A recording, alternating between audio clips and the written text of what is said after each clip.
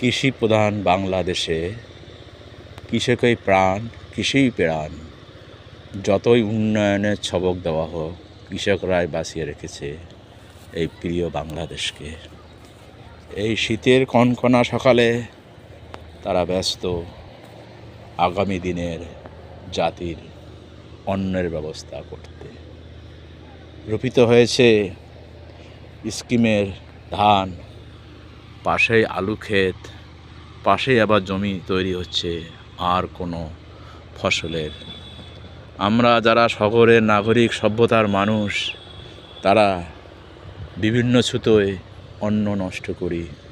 কেউ কি ভেবে দেখেছেন একটা ধান কিংবা একটা চাল উৎপাদন করতে কৃষকের কত মাত্রায় পরিশ্রম করতে হয়?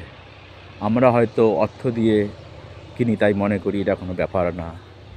আসলে খাদ্য ঘাটতি যখন দেখা দেয়, তখনই মানুষ হাড়ে হাড়ে টের পায় খাদ্য অপচয় করা কত বড় অপরাধ। যেটা এদেশের মানুষ ৭৪-এ পেয়েছে, ৫৪-তে পেয়েছে, বা ব্রিটিশ সরকারের সময় পেয়েছে, লক্ষ লক্ষ মানুষ না খেয়ে পড়েছে।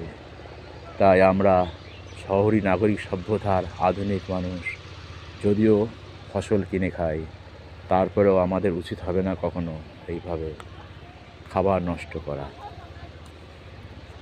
খাবার সংরক্ষণ করুন, না খেলে আশেপাশের প্রতিবেশীকে উপহার দিন, খাবার নষ্ট করবেন না।